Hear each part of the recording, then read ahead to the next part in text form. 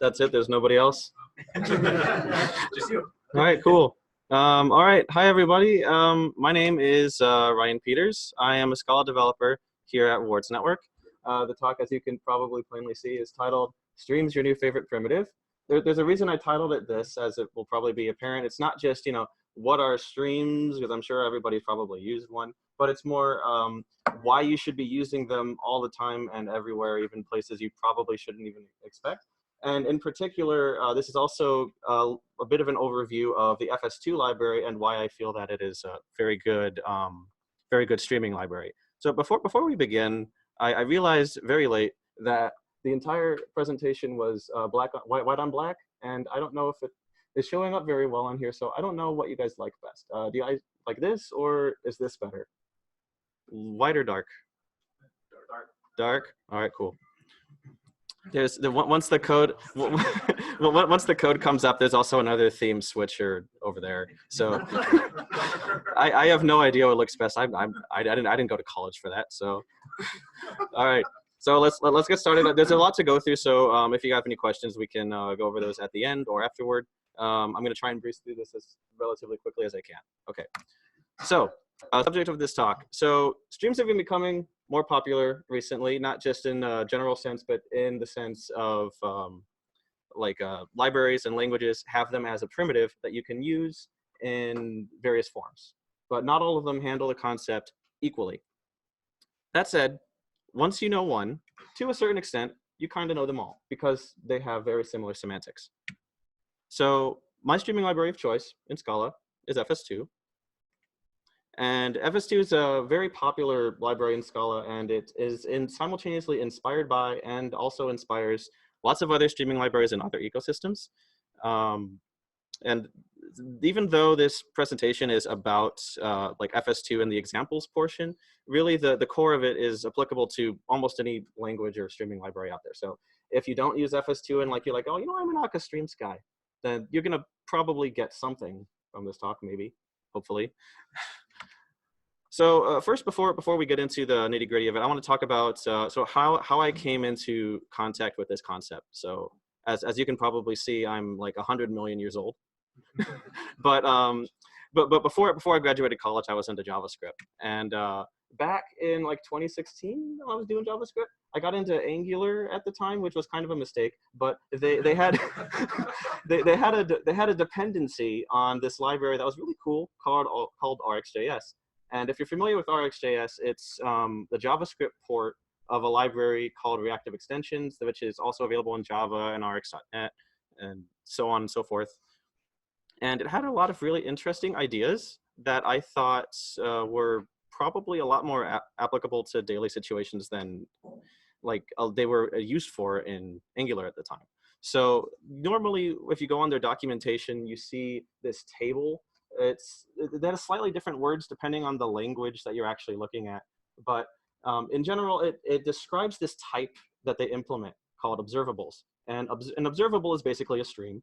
And it fits this little corner of this table that normally wasn't filled before. So normally, if you want a single value result, you do a function. If you want to have an iterating result, you use an iterator. Promises or futures if you have an asynchronous result. And observables or streams in general would represent a stream of results over a period of time, 0 to as many as infinity. So here's a little example from their documentation that I think describes the concept very well if you're unfamiliar. The very top here is a stream, and every little dot is an element that is being emitted by the stream at a different time. And there's an operator being applied to this stream called debounce. If you're not familiar with what debouncing is, pretend that you're entering text into a form on a web page, and you want to do a search every single time that, as the user's typing, you want to get search results fast. You could just do that by waiting until a second after they're done typing, but that's got a lot of latency on it.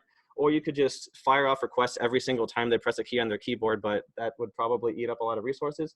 So what debouncing does is it says, okay, over a period of time, I want the latest thing that has emitted. So it actually drops these two here And over the same period of time, it emits whatever the latest element that has come forward. So there's a lot of other operators like this that you see in these streaming libraries. And I think debounce is probably the one that they chose for a good reason, because they're trying to emphasize that this is a type of library that is good for asynchronous programming. So what did I take away from this? So streams can represent possibly async data transformation. And I say possibly with italics because it's not entirely required to be asynchronous. You can use these in lots of different ways. You can use them synchronously on the same thread, as I'll get into a little bit later. And as a result, they're useful as a general purpose primitive. So they're not really just a thing that you use to integrate with one library or another. And as I already mentioned, observables in the RX world are just streams in a lot of other libraries. And if you're already familiar with this and you maybe haven't used it in Scala before, there's a really great library out there called Monix that it was actually one of the first ones I started using when I started using Scala, that basically implements pretty much one-to-one the same or very similar API. And it's gone on since then. It has a lot more features, and it's also one of my favorites. So let's talk about the vocabulary of these libraries, right? So streams, they kind of have like an iterable like interface for processing elements in order. They have different operators, which are just functions that append new steps in the processing pipeline. And you can compose them together to produce what could be an entire program flow or maybe a piece of one. There's other common concepts you might run into that I just kind of want to go over really quick. Some libraries that aren't in Scala or languages that have very good like standard libraries, they have a concept of a single stream, which always has one element or maybe at most one. But in Scala, we can just use IO in future for that because that's literally what they are. Whereas like in Java or JavaScript, it might be useful to have something that it has the same API as like a stream, but only is known to emit a single element. Some libraries have things like topics and queues, and in RX they call these things like subjects, which are concurrency primitives that have like stream-enabled superpowers, basically. So like not just any ordinary queue. Like there's a queue that's built into FS2, for example, that allows you to dequeue it as a stream, and then you can use that stream and do transformations on it. And sometimes, but not always, there's a way to define custom operators. So if you're familiar with the Akka Streams library, you might know all about graph stages. In FS2, there's a sort of similar concept called pull, which is sort of like a more imperative way to represent what's actually going on in the stream. So now let's get into FS2 for a little bit. It looks like this. This is pretty much the core of what you need to know. There's two type parameters. Don't be scared. The A is just the element type, and the F is your effect type. When I say effect, I basically mean it is a type. It's got a single type parameter there, and as the stream processes elements, the effect type handles the semantics of what is actually going on. So in most cases, this would be something like IO, or in theory, you could also put option there, or pretty much anything else that has a single type parameter. And this comes into play later when you want to evaluate effects in a way that maintains the properties of the effect that you put in there. So I have a few themes here. This one I think looks pretty terrible and blurry, so I downloaded this one. And this one's really bright. Which one do you guys like? Middle one? All right, fantastic. Okay, so very quick example with FS2. So I mentioned just a second ago that you have an effect type. And sometimes you don't really want an effect. Sometimes you just want a stream that does something and you don't want to have to, like, you don't have an effect. So this is a pure stream that just emits 3 elements, and we're going to subtract 1 from each. There's a little map function here. And then we're going to make it a list. So this is just a list of 0, 1, and 2. So pure is a type that's internal to FS2 that represents the effect of no effect. And when you produce a result from the stream, it's basically wrapped in nothing, and you get the actual result back. And it's not represented by some effectful value. So sometimes you want to do side effects, like say you're printing to the console and you want to represent that in a way that adheres to pure functional programming. So if you're not that familiar with pure functional programming, here's like your 2-second introduction. Here's a function that I've defined that is just a wrapper around print line that instead of actually printing to the console, it's just going to produce me an IO value. So FS2 is built on this library called cats effect, which is also in turn built on cats. And cats effect defines this IO type. And anything that is inside of the apply method there for IO is just like suspended in space. And then we can reuse this value multiple times. It doesn't just happen once and goes away forever. We can compose them together to build programs. So let's start with a pure stream again. We have 1, 2, and 3, just like the last example. And we're going to turn this into a program which is represented by IO that does not emit anything, but instead prints those results to a console. So we're going to define this as an IO value using FS2. We're going to take our pure stream. We have this function here called eval tap. And eval tap basically says, I'm going to observe one element as it comes through at a time. And I'm going to evaluate the effect. I'm going to evaluate an effect based on the function I put in. So I'm putting in put strline here, and this transforms it into a stream of IO event. And then we don't need any results. Unlike the last one where we wanted a list, we're just going to discard them all. So we're just going to drain the stream. And when we drain a stream, that gives us a result of unit, because we don't need anything. So then with IO, you have to actually run it. With IO, they do this with these unsafe run methods. It's supposed to look scary.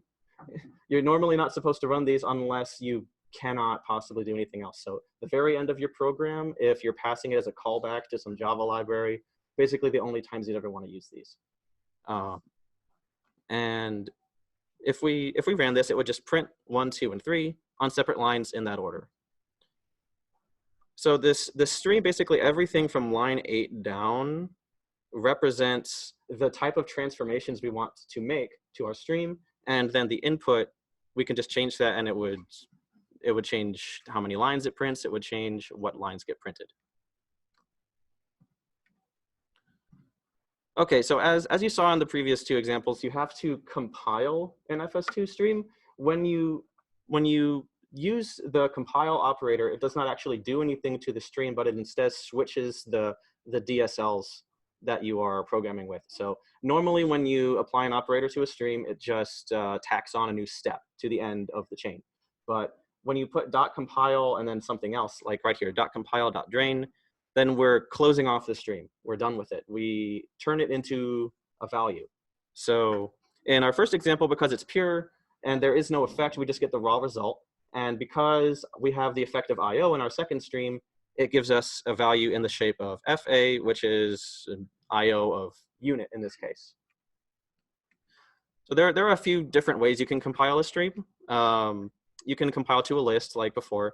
You can fold a stream. So if you want to get a single result, say you have a stream of n elements and you want to get the count, fold is a very good way to do that. There's last, which gives you the last element if it exists. There's also one that throws an exception if your effect type supports that. If you're concatenating a string, there's a way to efficiently do that with compile.string. And you can also collect to any other collection. And there's probably several others that you'll run into that are very, very useful in their own ways. So now I'm going to kind of go off on a little tangent for a few minutes to talk about something. Basically, streams are really cool, and I love them very much, but I've had a little bit of difficulty trying to get people on them on occasion.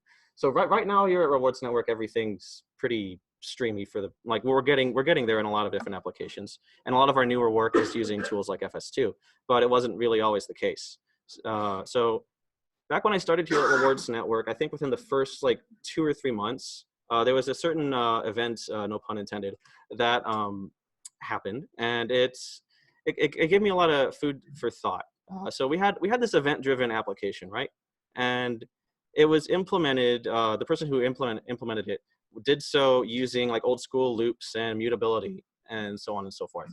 And it's a perfectly fine way to write a program, but there's a lot of stuff that you can abstract away and just push behind, the curtain, because it's pretty much a solved problem. But not everyone on the team was super familiar with all this stuff. So to a certain extent, it's fine. So me being already super familiar with stuff like RxJS and Monix and so on, I'm like, this is a perfect streaming use case. So I redid some of the code with Akka Streams, which was the library that we were using on the team at the time. And to make a very long story short, it didn't really go over very well with the maintainer. And there are a lot of reasons for this. And I thought about this for a long time. And I'm going to go over some of these right now. So first and foremost, Akka Streams as a library is very popular and it's very powerful, but to certain people on the team, myself included actually, it kind of came across as complicated and confusing. And I don't mean to in any way diminish any of the amazing work that they've done on this library, but there's having used so many of them before, that it kind of, there's a lot of things that it does that are kind of unnecessarily complicated. I'll get to that in a later slide, but there's also the idea of, are you bringing in a library just to solve like a simple one-off problem? Like most of what this application did that I brought the library in for was only needed in a single file. Like why would I need to bring in this library if it only changed like 10 or 20 lines of code, right? So then that leads to this idea of like, are using these things necessary in the first place? So let's get Akka Streams over with. First, it's conceptually large. There's a lot of stuff going on if you're learning Akka Streams or if you already know Akka Streams. Like for example, a stream in Akka Streams is not actually like a singular data type, right? There's a bunch of stuff that you plug into each other. You have sources and sinks, and everything in the middle is a flow. They have operators, but they really encourage you to build your application using these other like myriad of primitives. And all of these things have different shapes. So they have like shapes of like the number of ports that come in, the number of ports that come out of each individual stage. And then you have to plug them all into each other with this graph DSL that they have. And it's done in a way that's not very, I don't want to say it's not functional, but it's a different kind of functional than I would prefer to be using. And so you can do this in a way that is very similar to something like Monix or FS2 or RxJS and so on. And you can just append operators for your entire stream to a source and then pass it off to a sink and then you're done. But it's not really actively encouraged to do it that way. You're encouraged to be using all these primitives that they've made. And is another thing that adds a lot of complexity is that Akka Streams doesn't really, as an architecture, require to be based on actors at all, but it was engineered to mesh very well with it. And it by default, when you're using it, you're probably going to need an actor system anyway. And actors are kind of complicated as well. That is also another topic on another slide. So costs and benefits. So I'm going to skip over the general argument and just give you my take that I've sort of come up with over the years. So streams are a very general abstraction, right? And once you know a concept, you can use it in more than one place. You can apply it anywhere. And I've come to believe that everybody benefits from knowing at least a little bit of functional programming in general, and to an extension, functional streaming, because even people in like JavaScript and all these other languages use it. There's a port of reactive extensions to Dart. I don't know if anybody uses Dart besides Google employees, but it's available. If you're ever writing like a Flutter app, you can just use that. And if you've been following along to this talk, you might as well already get the gist of it. So it's not that complicated to introduce people to. So when are streams necessary, right? Like these things pop up every once in a while, but not everyone says, oh, it's obviously something I should use streams for. They'll say, oh, well, if I have to, but I prefer to just do it the simple way. Well, so in software, necessary kind of just means easier or better or both. And the real question I think is worth asking is, what are the alternatives? What are we going to do besides streams? Okay, so looping by hand, no. I'm not even going to discuss this one, because if you're already using Scala, then you already know that you probably don't want to have to be doing this if you don't have to, right? Like you can do it. There's the primitives to do it. There's while loops, but enough said. You can do for each and map on lists and stuff. So okay, what if we want to represent in like an infinite program? Can we use stream or lazy list? Well, yeah, you can represent an infinitely repeating task with stream or lazy list, but also there's the caveat of you require infinite memory to do so. because a stream and lazy list will memoize every single element that you process with them. And this is very, very clear in the documentation. If you try to do anything like this, you will probably blow up your heap. So you can use iterator. Just make an iterator that represents something that's infinite. Just like make a new one out of thin air. The problem with iterator is it's kind of hard to handle concurrency by default, because then you have to bake that in yourself, and you have to do like this sort of like architecturing around how that works. And reacting to things is kind of a hassle because iterators are pull-based. They're also like mutable and unsafe. So if you have an iterator and you use it and you start iterating through elements, then you're going to be using it up and you can't just use it again. I remember I had like a problem like with this when I was first learning Java 8 streams, which are basically like iterators in a way. And they like, I was trying to use one in like 2 places and it just broke the application. I was like, oh, I guess I can't do that. So they're unsuitable for pure functional programming where your values represent your programs. So what about actors? We can use actors for streaming, right? Well, okay, so actors, you get concurrent state and you can send messages to each other, and they're really powerful at that. But they're also very, very low level. You have to worry about mailboxes. If you're sending messages to an actor, there's no way for it to tell you like, hey, wait a second, because it's fully push-based and there's no like backwards communication protocol. And then there's like the boilerplate of setting up actors and your actor system and all that. It's a lot to think about sometimes. It's a lot to think about. And I think they're a great concept, actually. I don't have anything against actors or Akka in general, but if you're using it for general purpose stuff, then it might actually add a little bit extra complexity. And I've actually come away believing that if you're doing anything like messaging or handling concurrent state or so on, or doing any kind of event-driven programming, this might actually be easier with streams. So streams I think streams are a pretty good abstraction. And basically, here's why. Streams, they represent a linear thread of execution, right? They can handle the possibility of asynchrony. So you receive elements as they come in. You don't care when they come in. Well, sometimes you do. And there's operators for that. There's operators to express your intent. They have very minimal boilerplate. You can write very complex things in very little code. They're declarative and easily composable, so that you define one once, you can reuse it again throughout your application, and you can plug them into each other in ways that is just purely functional. You don't have to create like a custom abstraction to do things. Because FS2, especially with FS2, because it's built on cats, there's a lot of stuff that you could normally expect from like type level ecosystem libraries that you can just do with FS2 streams. And you're like, oh, well, yeah, of course that makes sense. So why not just try using them everywhere? So let's try and use them everywhere. But so here's some examples that I cherry picked that I thought were pretty good. First, let's talk about the FS2 IO module real quick. So FS2 has a few different like modules that you can plug in, and one of them is basically a wrapper around the Java Neo part of the standard library. So you get file reading and writing, brand new TLS support. You can do basically anything with the network, standard in, standard out. And they work at the byte level. So you don't have to, it's not making an assumption like, oh, you're reading in a file that's probably like a text file. No, you can do like image processing with this. You can process like music files, anything you want, as long as it's accessible on your file system. And so here's kind of a dense example, but I'm going to go through it line by line. So this is only like 14 lines of code, and it does a lot.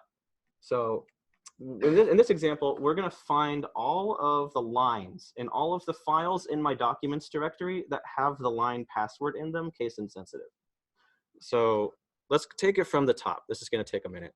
Okay, so in Cat's effect, there's this thing called a blocker, which is a wrapper around an execution context. This is basically just representing the intention to only perform things that could possibly block. So dealing with the file system, if you're using Java Neo stuff, it's going to block. And next, I'm going to just define some paths. Here's my documents folder, and here's a file in my home directory that's just that I'm going to export to. So now that I have these paths, I can finally start writing my program here with FS2. So first, I'm going to start with a stream of all the files in my documents directory. So I'm going to do FS2 IO file walk. And walk is going to give me a stream of all of the paths, the individual Java paths in that directory. And it's going to give them to me as fast as it can find them, which is probably instantaneous. And then we're going to read each individual file in 512 bytes at a time. Why 512? I don't know. It's a nice round number. There's nothing really like significant about it. It just looks nice. So the one thing I also want to explain here, you can flat map an FS2 stream. A lot of other streaming libraries, they kind of have different, they don't really have flat map per se. They have like flat map concat or like flat map merge and stuff. And there's different semantics with those. FS2 is pretty clear about it. Like, okay, you can flat map this. And flat mapping an FS2 stream just means that you're creating a substream for every element. And then you're concatenating the results together. That's all it means. So this is going to turn into a single stream of all of the lines of text at the very end. Okay, so we're reading in the individual path one at a time, 512 bytes. And then we're going to pass it through some things. This through operator basically is like a, so in functional programming, you know, you pass values to functions. Sometimes you want to pass a stream to a function, but it doesn't really look so great. This UTF-8 decode thing is actually a function that takes a stream. And this through operator basically inverts that so you can inline it into your code so it looks nicer. So you don't have to wrap your entire stream in that. And then you have to be like, okay, wait, which part happens where? And these two lines here, UTF-8 decode and lines, will just decode as a string and then split by line separator. And now we have a stream of individual lines of text in the file. So now we're going to filter for anything that contains password, and then we're going to write that out to our out file. And then, of course, compile, drain, unsafe, run, sync. This is, of course, if you're going to be doing something like this, you might as well just use like bash and grep and whatever. But if you need to do this as part of a program, this is a very quick and easy way to do it because the types are all there. A lot of the boilerplate is handled behind the scenes. Like you don't have to instantiate anything to convert the binary to text. You don't have to think about like splitting it by line. Like the logic's already implemented for you as part of FS2. And you can just pass it in there. By the way, before I move on to the next slide, one thing that's a fun piece of trivia, FS2 also has pipes. The pipes are just functions from one stream to another. It has those functions for hashing and gzipping and a lot of other stuff like that that's like built into the standard FS2. FS2 IO is just like anything that interacts with the file system or network. So like hashing's built in.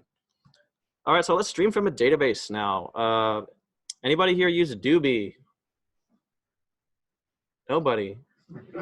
You use Doobie? Awesome.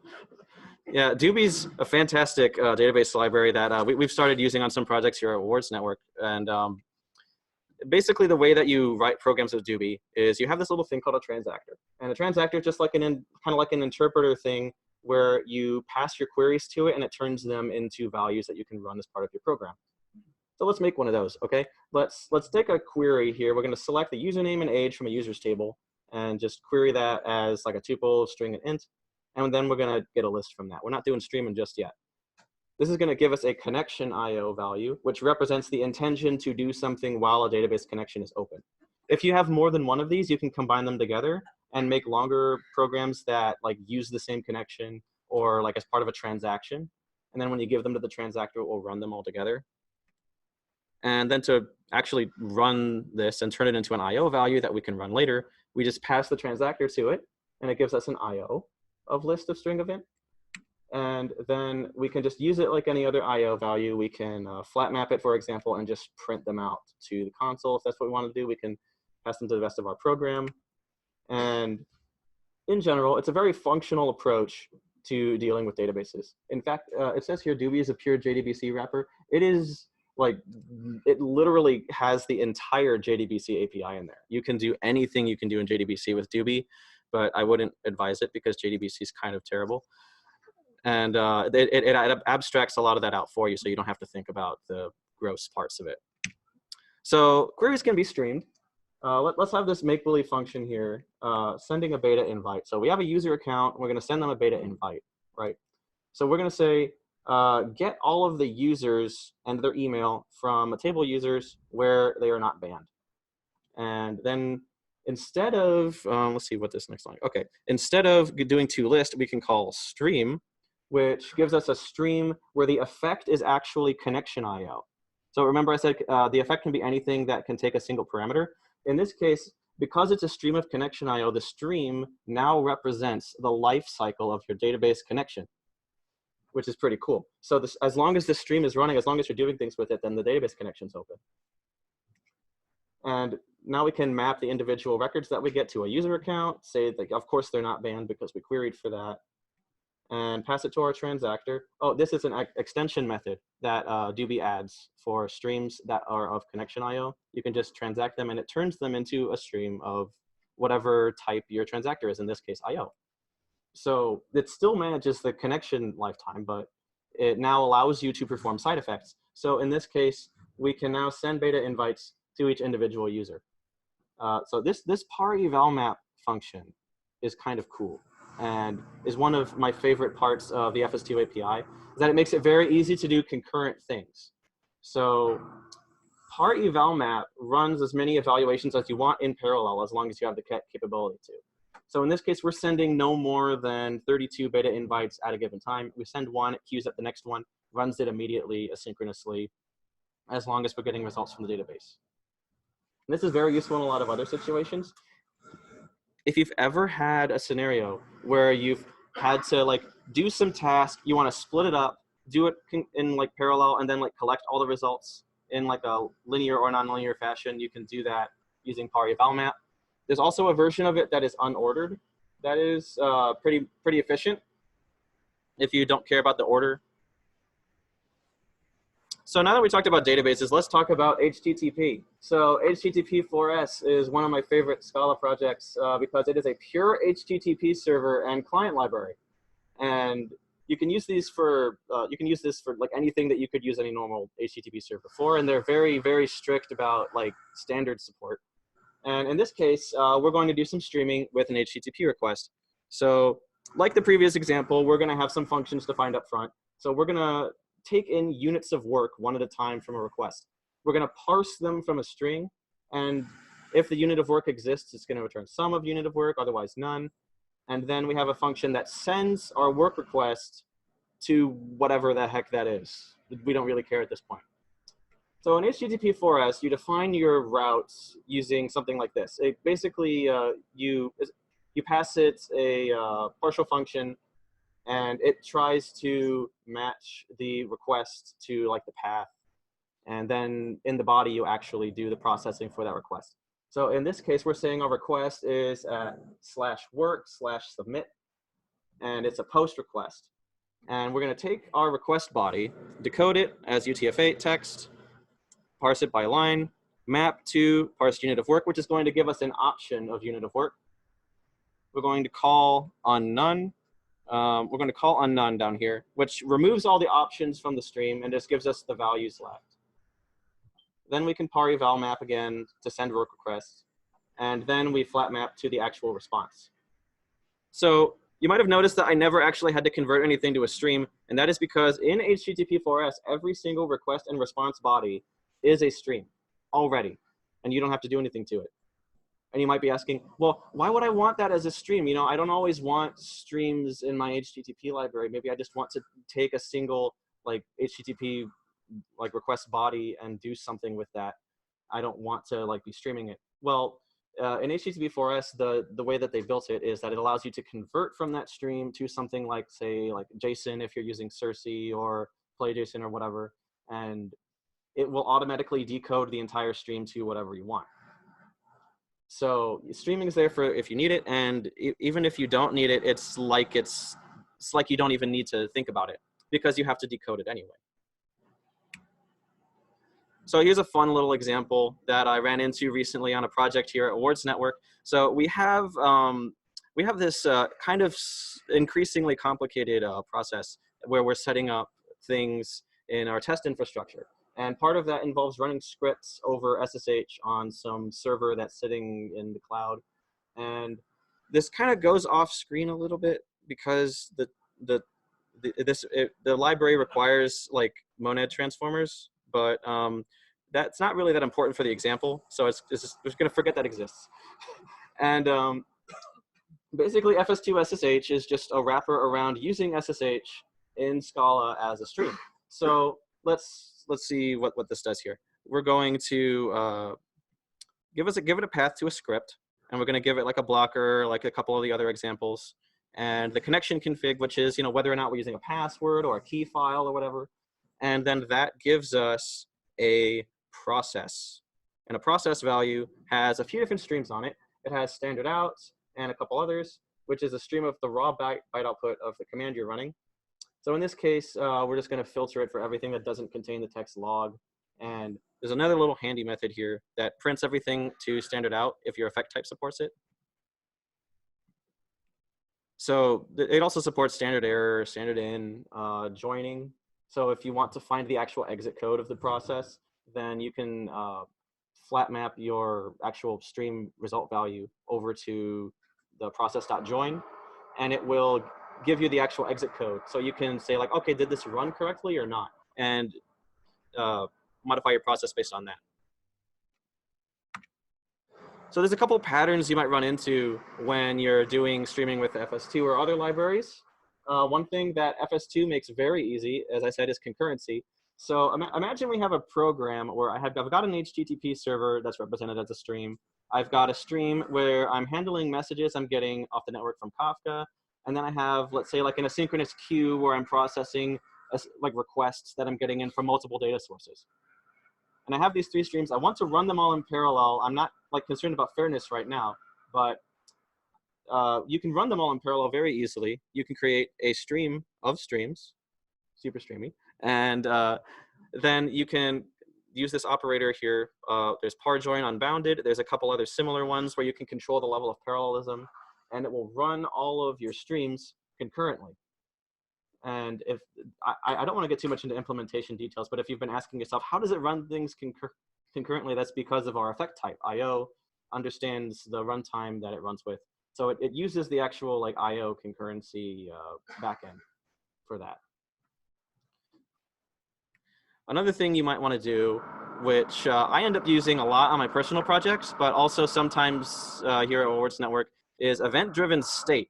So you say that you have like any app, whether it's on the front end or the back end or whatever, you want to have some state and you want to have it change in response to events or messages or whatever. Basically anything that you would use an actor for, right? So if you're doing like event sourcing, or if you've ever done JavaScript and you know what Flux and Redux are, you kind of got an idea of what I'm talking about. And streams make this very easy because the entire nature of event-driven state is how streams work. So let's see. Okay, I don't have any highlighted text on this one. We're just going to define like a function where, given the current state and the next value, we're going to compute the next state. In this case, it's just integers, so it's easy. We're going to have an event stream, which is the same as all of our previous streams. It's just 1, 2, 3. And we're going to use compile fold, like I mentioned before, to give us a stream that emits like a 1-element value. And the final value is actually going to be the final computed state. So if you're familiar with event sourcing, this is basically like if you're getting your events from like your data store and you're applying them to your state in order as they are saved, then this is basically all you need. You just need to fold over it and you supply it a function that defines how to actually increment your state value. But sometimes you also want intermediate states, like say you want to respond to your state changing. Scan is an excellent operator for this. It's also on like standard library lists and whatnot, but it's especially useful in streams. So when you have scan and you call it on the stream itself, which it's not a compile operator, so you have to call it on the stream directly. What that does is it turns your stream into a stream of all intermediate states, including the initial and all the final states. So we're going to start with 0, pass it to the build state, and we're going to get a list, and that's going to be 0, 1, 3, 6. So that's just all of the intermediate states from 0 to 6. And as these are emitted, we can do things. We can map those to effects that we want to run. We can pass them to other functions and transform them, anything you want. So here's well, actually the example's on the next slide, but if you ever do event sourcing stuff, there's a little library out there called FS2ES that is just kind of a wrapper around an FS2 stream and a cats effect ref to maintain concurrent state. So like the previous example where we were using scan here at the bottom, you can do similar stuff with this event state primitive, where you supplied an initial value and a function to do things together. And it works the exact same way, but it also allows you to concurrently get the current state at any time. And it also, while not shown here, it allows you to manually supply your own values. So instead of having everything be a stream, let's say you just want to give it the occasional element every once in a while, you can do that with this abstraction because it handles that for you. And there's a bit of a bias alert. I actually wrote this one. This library is mine, and it's not very big, but there's a few things that it also does in addition to having like a event states in it. Like there's an entire state cache in there that I have no idea how efficient it is because I've never actually used it in production, and it's probably terrible. But I mean, I'm just being honest. But it's got stuff like a concurrent map for asynchronous values that might not have been like realized yet. It's got like a pretty naive implementation of a map ref. Basically, if you're doing any kind of like event-driven state stuff with FS2 or Scala in general, this is a good library to use. And I'm only saying that because I want GitHub stars, and also because I am actually using this on a personal project, and it's working very well for me so far. But I mean, like I said, I don't exactly have hundreds of thousands of users every second. I have no idea how it works. It's very early in development. But if the idea is cool, check it out. Give me those GitHub stars. I need them to feed my family. Okay, so here's the actual example. This is a live demo, okay? So before I actually tell you what this does, I'm gonna click it. Button count goes up by 1. Exciting stuff. Okay, so if you've ever done reactive stuff in JavaScript, then you kind of, like I mentioned Flux and Redux before. The basic gist of those, I'm not gonna do like a whole 50-minute presentation of what those are because it's basically just event-driven state. And every time your state changes, then you re-render the stuff on the screen that's changed. So say we have this hypothetical function here that renders the actual button in this slide. And what we can do is we can create an FS2 queue. I mentioned those earlier. We're just going to make it unbounded because this is a very simple example. And we're going to define, so this +1, this is an IO value that represents the intention to enqueue the number 1 to our queue. And we're going to pass that as a callback to our render button function here. It's going to be, so this, if we actually look at the source code, I think it will actually, I mean, I'm not going to show you right here, but because it's going to be kind of like obfuscated because it's ScalaJS. But we're doing the same thing as all the other examples. We're just scanning with 0 as our base. We define a function that combines the state and the next element together, which is just incrementing it by 1. And then for every element that goes through, we're going to re-render the button. And it just like deletes the button, adds a new one with the new count. And I can click this as many times as I want, and it's not going to kill my computer, I don't think. And then at the very bottom, by the way, if you're ever doing ScalaJS and you're using cats effect and similar stuff, you can't use unsafe run sync. It has to be unsafe run async and forget, or just run async, and you pass it a callback. Because if you're doing anything async on ScalaJS with cats effect, it will crash. And you need to specifically say that you're doing that.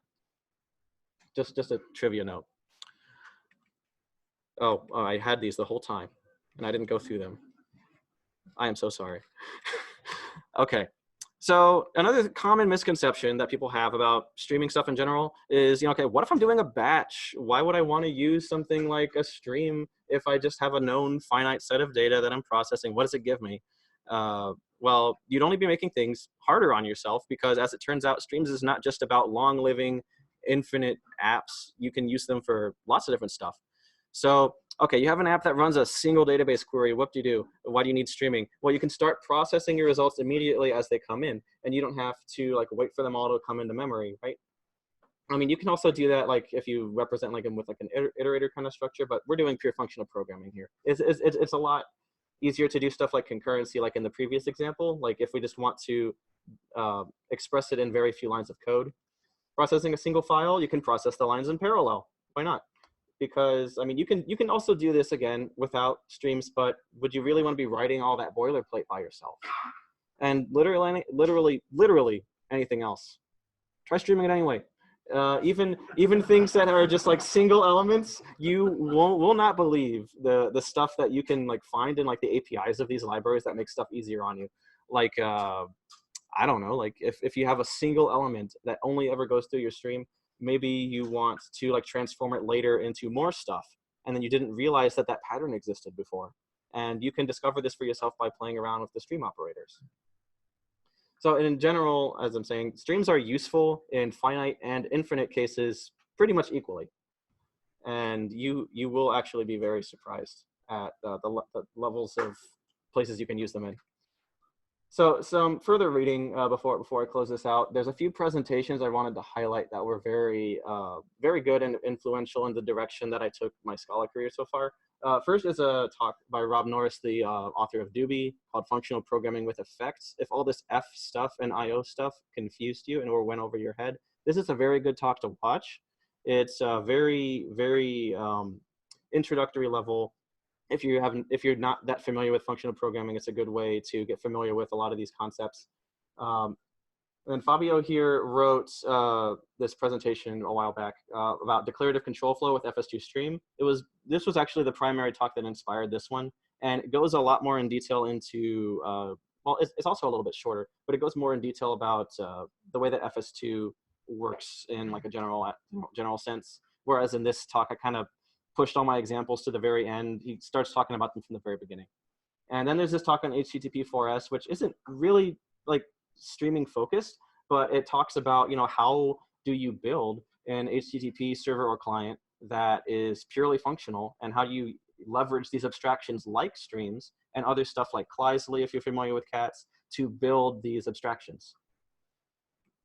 And there's a few other things on the web. There's the FS2 website, of course. There's the FS2 Gitter, where I'm hanging out all the time and telling you what's wrong with your code. There's this book by Gabriel, Practical FP in Scala. I bought a copy. It's very nice. It has examples that utilize FS2 and a bunch of other functional Scala projects. And I'm mostly linking this here for the Akka section. There's this thing in the Monix documentation about a comparison with Akka and Akka Streams with the Monix library, which is not the one I talked about, but they also compare it with FS2 at the very end. And so some of that's a little outdated, but for the most part, it talks about like why you would want to be doing something like the Monix and FS2 style of streaming over actor-based programming most of the time. And I find it to be a very good resource whenever I'm trying to convince somebody to stop using actors everywhere, dang it. And that's basically it. Thank you very much for coming. If you're interested in following any of the other stuff I do, here's my GitHub/Gitter account, Twitter, and all the slides here are available online. If you missed anything and didn't take a picture fast enough, then they're available online. In fact, I'm there right now, right here in my web browser. And thank you all very much. That's it for my talk.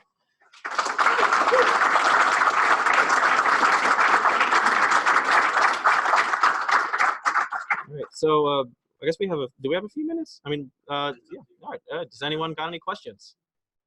All right, I'm gonna go with you first. I noticed there was a compile.drain. Yes. What's the deal with the compile? I think I explained that before. Just to reiterate, the question was, what was the deal with .compile.drain? When you type .compile on a stream, you're no longer adding operators. You're closing off the stream, and you're saying how you want to get a result. So drain says you don't want any results. You just want unit back. You can also compile to a list or to a collection, or you can compile and fold and get a single value. Why not just do that then?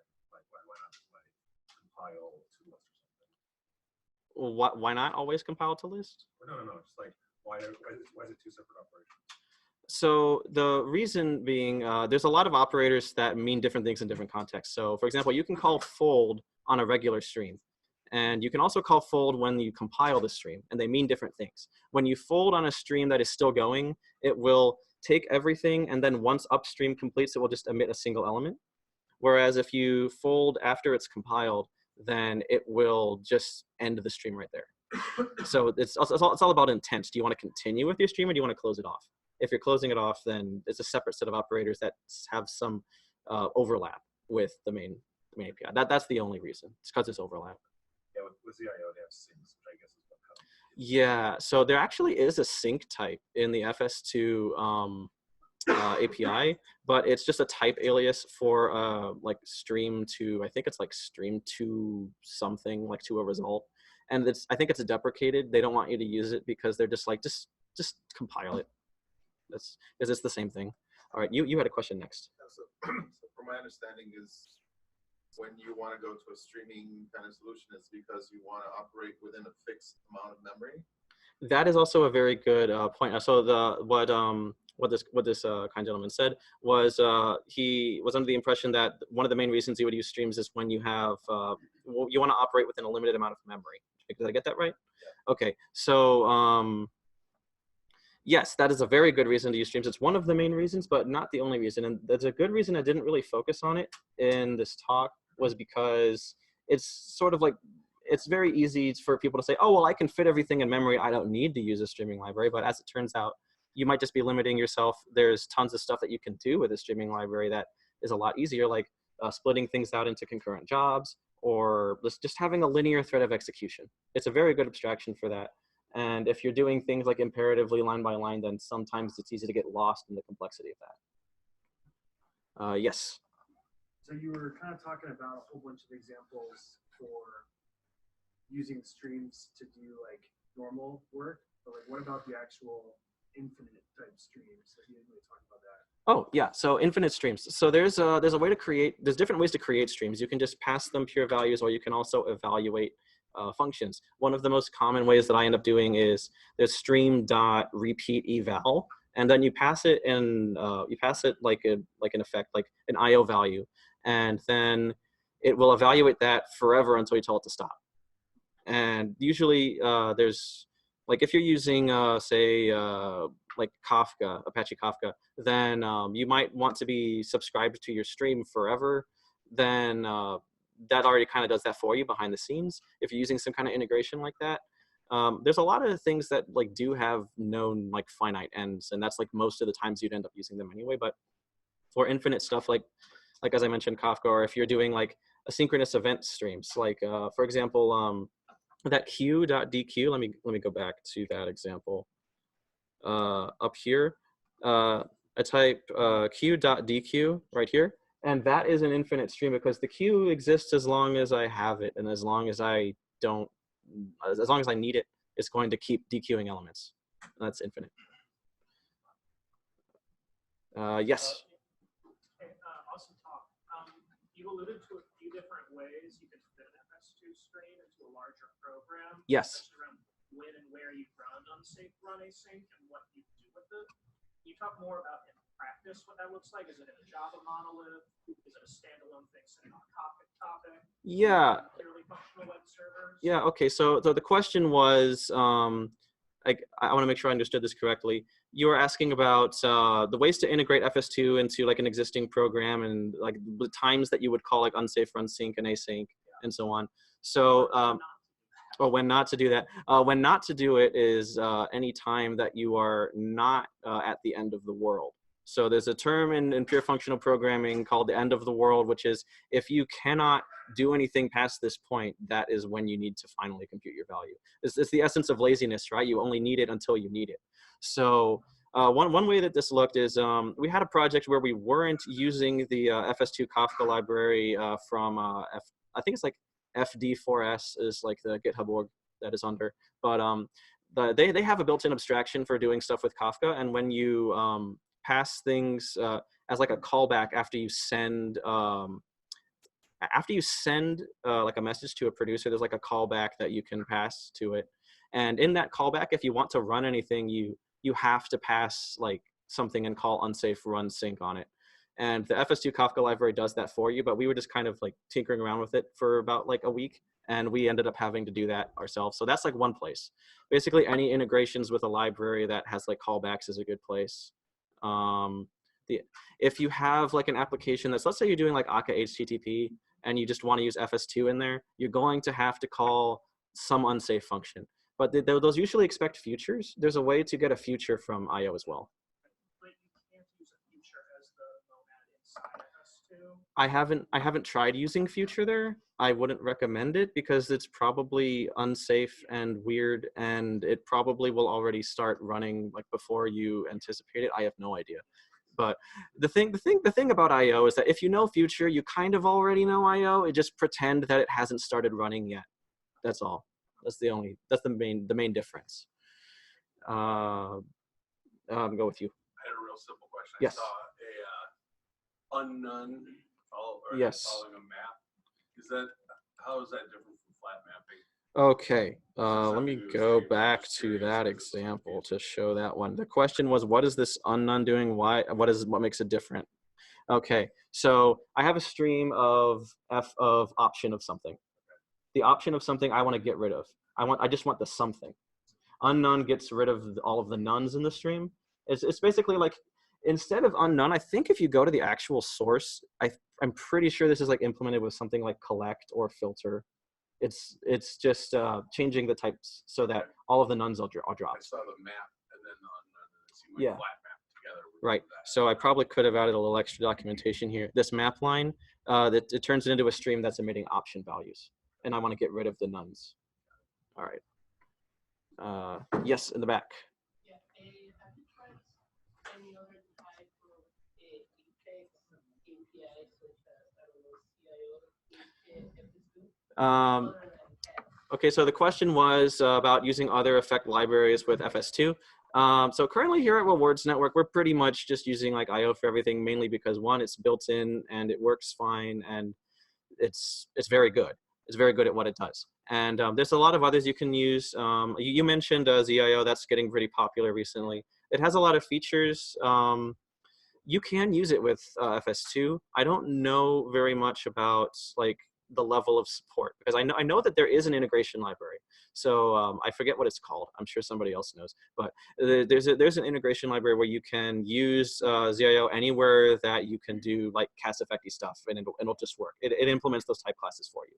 So there's another one that I also want to mention while we're on this topic in Monix. Monix implements its own called Task, and it is also very good. It's very efficient, and it's pretty much interchangeable with like most of what you'd use IO for. In fact, the author of Monix heavily contributed to the design of IO, and the only reason he keeps his own is because it has some slightly different like priorities in the way that it's built. So he elaborates on those in the documentation.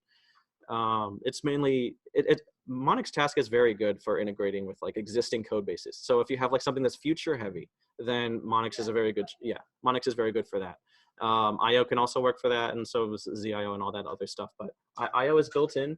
One piece of trivia: if you run a pure stream, what it's actually doing behind the scenes is it turns it into an IO stream and it just runs it immediately. That's it. Fun little piece of trivia. Anyway, any other questions?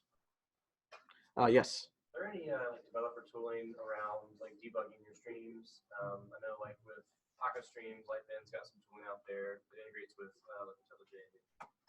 I'm just curious, like what your experience is when streams are a bit of a black box, and how you deal with that.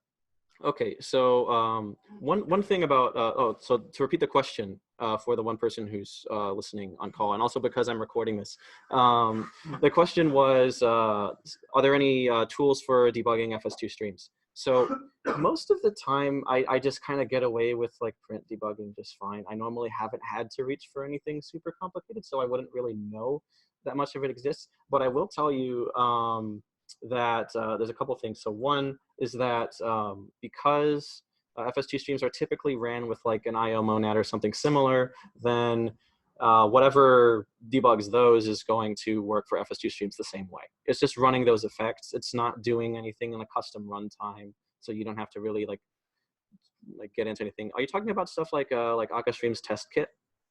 Yeah. So Akka Streams test kit, I also really haven't had to use that for the time that I had to use Akka Stream, so I can't really say that much of it. But like if you need to like test for like values, you can just compile to a list and check those. Or if you're checking stuff with that's like time related, there's a very good library called Cats Effect Laws, and it has some built-in utilities for testing asynchronous stuff, like it has an execution context that allows you to manually say when the time is passing. So you can say, like, if you have like a stream where it only emits elements like every 5 seconds, you can test that in like very little actual real time, because it will pretend that the clock has moved forward. And it's pretty cool. If there is any other stuff, I wouldn't be the person to ask about that. I would ask that on the FS2 Gitter, actually. I'm sure that somebody there would know probably better than I would, because I just haven't had to use it, because honestly, it's just pretty pleasant to work with out of the box. All right, yes. So I'm curious about recovery scenarios and restarts, like especially in stateful streams. And Okay. your library or any of these FS2 libraries, are they opinionated about them? If they're not, do you think that belongs outside of these libraries? Very good question. So the question was about recovery and what was the other word? Recovery of stateful. Okay, stateful stuff. Restarts. And restarts. Okay, so you can retry a stream. That they have operators for retrying if there's any failures. One thing that FS2 streams have that a lot of other streaming libraries also have in their own kind of way is it has an error channel. So if your effect type supports errors, then those bubble up to the level of the stream. So say that like after this parival map that's on the screen, something happened, then it would basically. By default, it would kill the stream, but I could say I want to handle that error, excuse me, or I want to do something to like log the error or something. I can attempt on the stream and do something like that. As if you're talking about like actual like persistent like data, that's kind of something that's outside the scope of this. So I know your code yeah. never fails, but sometimes computers crash. Well, yeah, computers crash. And so I'm just curious, like how are these libraries opinionated on like full restarts? It's kind of like, what's the word, orthogonal to kind of what this is going for. This is just like a primitive to describe like linear threads of execution, right?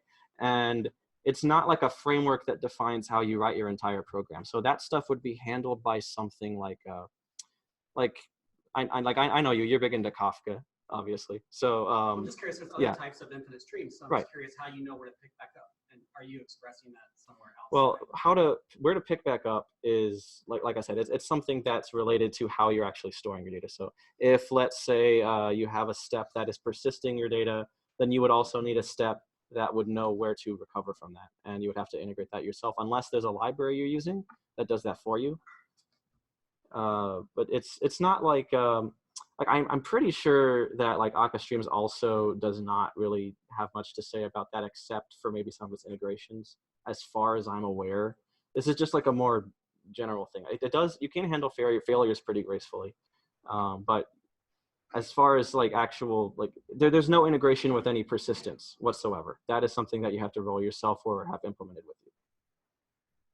In fact, I should also mention that if you do end up using my my library that I mentioned for event-driven state, this one, which I'm going to shill for again, it also has nothing to say about persistence, because every application is different and every application does things in a different way. Like if you're familiar with like Akka persistence, they have a very like tried and true way of doing things, and you could like copy that model, or you could maybe do something in like a totally different way.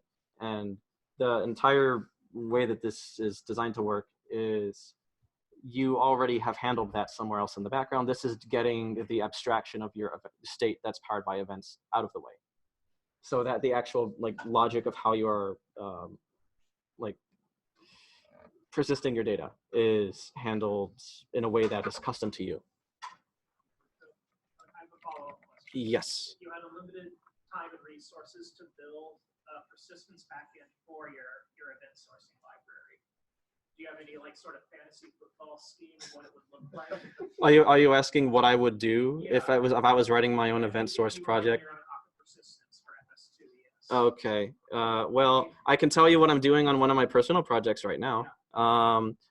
So what I have right now is I just have, it's very basic. I'm not doing anything super out of the ordinary.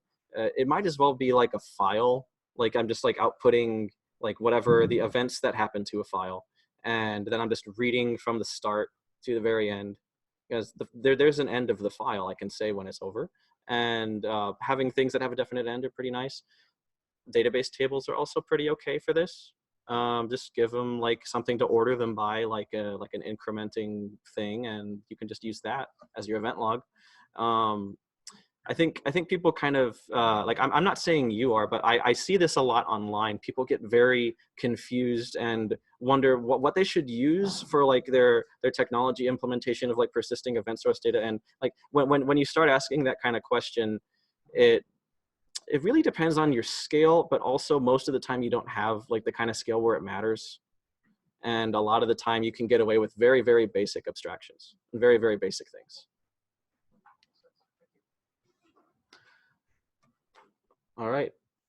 Oh, yes. You mentioned that you kind of throw your own persistence with FS2, and you're kind of responsible for that. With Akka and Akka Streams, we kind of have like the Alpaca ecosystem. So for instance, you might have an SQS source, and then it also has like a complementary sync, so you can get some of the stateful persistence, kind of what the gentleman was talking about. Do you see that kind of building up in the FS2 community as well, where you can get some of those prepackaged, complementary operators? Okay, so the question is there anything comparable to Alpaca in the FS2 ecosystem, right? So more or less, kind of. Like I mentioned, there's a very good Kafka abstraction that I really like called FS2 Kafka.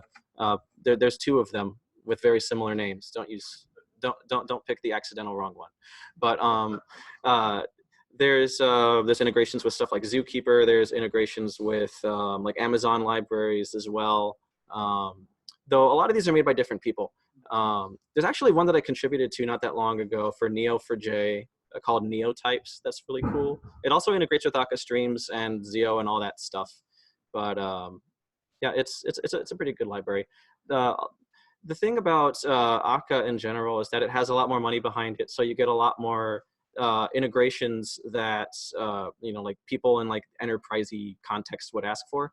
But FS2 is also used in production at lots of different places. The primary maintainer, I believe, is a distinguished engineer at Comcast. So they use this stuff in like their set-top boxes or something. I have no idea. But I mean, I think I read that somewhere. But it's if you're talking about persistence and integrations with other libraries like Alpaca enables you to do, FS2 does have some of those. But like any, if you're doing anything in the functional zone, there's going to be some gaps that you might need to fill every once in a while. But it's usually not as hard as you'd think. Like there's a lot of stuff that's pretty simple once you get down to it. And I think the key is to just have good abstractions up front and to delegate the actual complexity of dealing with these integrations like behind them. All right. I think that's it. All right. Thank you.